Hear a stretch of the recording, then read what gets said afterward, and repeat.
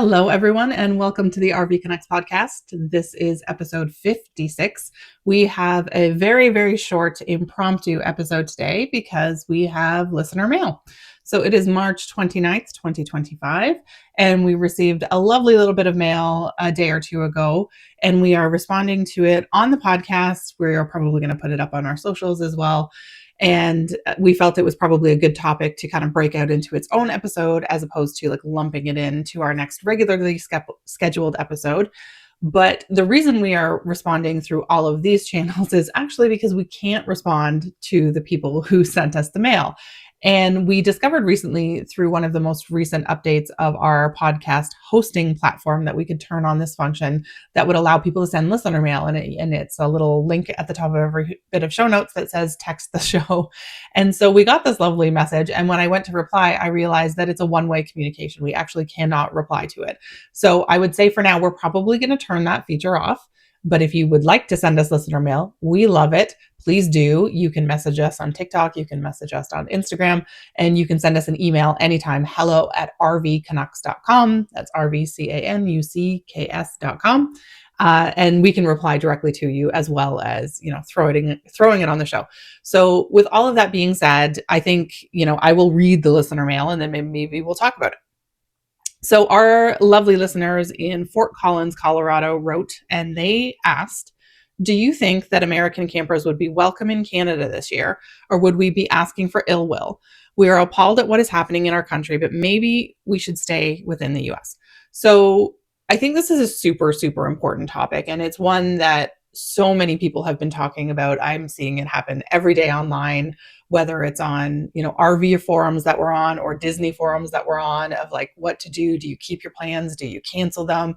And I think, we talk about this a lot. And listen, like Dan and I and the girls just got back from America last weekend. So, we chose not to cancel our plans. We went ahead anyway. We had zero problems. Everybody was really lovely as normal.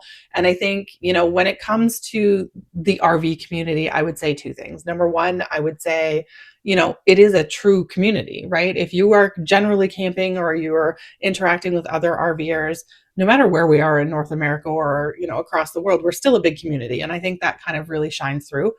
And the other thing that I would say is, there's probably nothing better than coming up to our country and saying, hey, we've decided to come visit and see your beautiful country and support you economically. And I think that's a fantastic thing, right? Like, and I don't think anybody would necessarily have a problem with that. Is there 0.01% of the world that are just grumpy because they're grumpy? Sure. And we could run into those on any trip. But I would say, ultimately, we've had this conversation a lot, but I would say, don't let it dissuade you. We love the American people. We love our own people. I think, our quarrel economically isn't with the people. It's with, the systems and whatever trade war is going on right now. Yeah, the governments are quarreling. There's some disagreements between the governments, but I think everybody in Canada would welcome your visit. We're friendly. You're friendly. Come on up, whether you're from Colorado or anywhere else. Big shout out to the people of Colorado. You're welcome to come, but we can distinguish between a quarrel between our governments and just being like good neighbors. You guys are hardworking. We're hardworking. We're about to head into tourist season here in Canada, probably the middle of May, depending on where we are in the country. So come on up, come for a visit, I think is the message that we're trying to say. Yeah, right? For sure. And to aid in that, we thought we'd probably maybe remind people about some tips that we've talked about in the past about, how to make that transition from America into Canada successful from a travel perspective. Yeah, so we're not going to go in depth on this episode. We'll refer you back to episode 31 if you want to get into things. I think what we're going to do is give you a couple of things just to like put in the back of your mind and maybe put on that mental checklist of, hey, we should do a little bit more research into this or a little bit more research into that. Just enough to get like your brain juices flowing. Mm-hmm. Does that make sense? So just to maybe set the stage with a real easy one, we don't have states in Canada, we have provinces. So this is like actually the province of Ontario. It's pretty big. We love it. But we don't have state parks, we have provincial parks. But that's the comparison of a state park to a provincial park would be pretty standard. Would be very similar. So if you're a state park camper, you're probably going to want to look for a provincial park here. We don't have BLM land, we have Crown land. So Crown land is federal government land. There are some regulations about where and how you can camp on it. If it's something you want to do, there are better resources that are up to date on YouTube. We would encourage you to get on there and do your research that way, but it can be done. You're going to need a passport. So if you don't have a passport, you'll have to do whatever it takes to get a passport in the US. You'll need a passport to get into Canada. You'll need it to get back into the US. So, and it's not a big deal to cross the border. So there are a couple of tips we would suggest.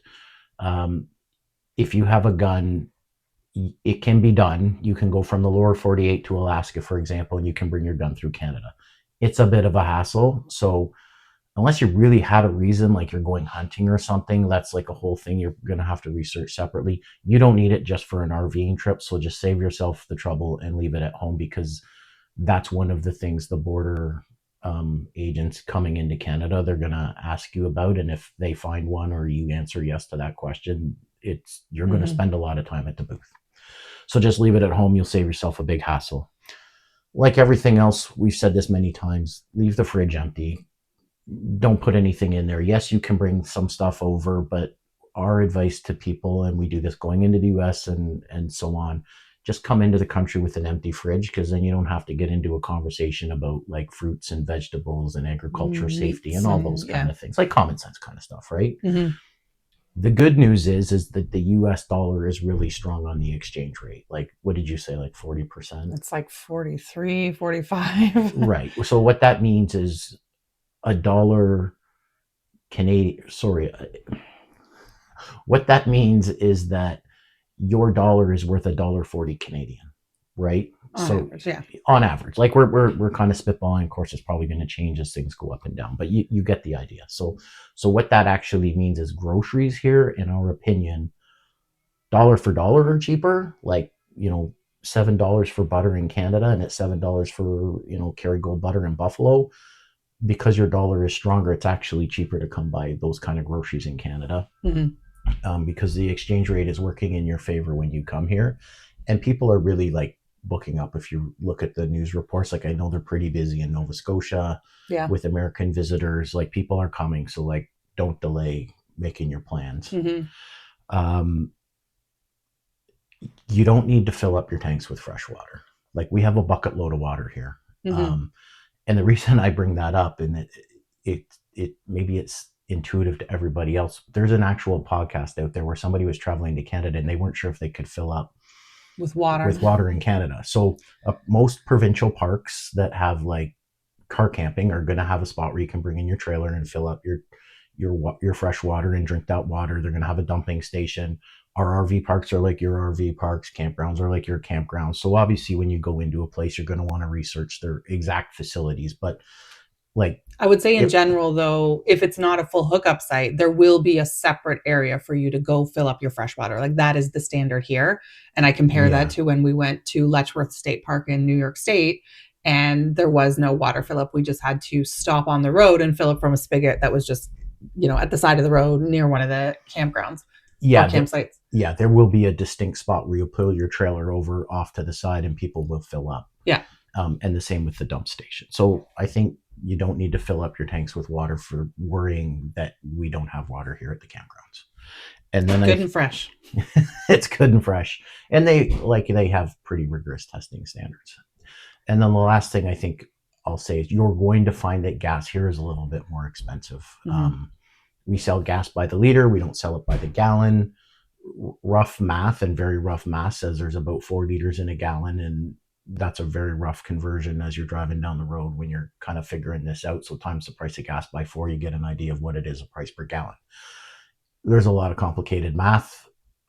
Long story short, is it's probably a little bit more expensive. Your dollar is a lot stronger, and so you have more purchasing power when you come to Canada. And as Melina says, like if you're worried about like your gas mileage, then RVing's not worth for you. So just kind of giving you that so you don't have sticker shock when you get here. But other than that, like it's pretty straightforward. It's kilometers per hour, not miles per hour, but your vehicle will have a little button where you can kind of flick back and forth, and it's pretty straightforward. Our speed limits are pretty close to yours. It's gonna, the touch and feel and look is gonna be different, other than like say the little things of why we travel to other parts of North America. Right? For sure. I think that's easy. I think it's easy. Maybe, I mean, don't call us the 51st state, and maybe don't call our prime minister or governor, and you'll be okay. But I don't think anybody in this community would be, having those types of conversations anyway. Yeah, come up for a visit. Like, you can drive down our highways and you can see American license plates. It's not really a thing in the news. Like, I mean, it's the news of the government's not of disagreeing over tariffs and stuff is there, but there's not a thing of like people were turned away somewhere. That's not in the news. Yeah, right? Not largely, no. Yeah, so come on up. We'd love to see you. We'd love to see you. And tell us when you're going to be here. We'll come say hello. And I'm so sorry to the people in Fort Collins, Colorado, that we didn't we can't respond that we didn't see your message. We don't know who you are. respond to it sooner. Like, I love Colorado too. Like, I remember that drive we did through Colorado for about a day. It was amazing. Like, Colorado's awesome. So come on up. We'd love to see you. Yeah. All right. So look forward in the very next couple of days. Our next episode will be out, but we wanted to kind of shoehorn this in there before we get that ready. And the next one, if anybody wants to explore Ontario parks, is going to be one of our battle of episodes, where we are going to battle between the Pinery Provincial Park and Sauble Falls Provincial Park. So stay tuned for that. This area right here along Lake Huron. If you're looking us on video, not everybody watches this. We didn't even stage this, but if you're looking on YouTube, it's this shore of Lake Huron that's right near Michigan. So it's a really beautiful area. So tune in for that and give a quick download to episode 31, and that'll kind of get into the meat of stuff. All right. So thank you and safe travels. Thanks, everyone. Bye-bye. Bye-bye.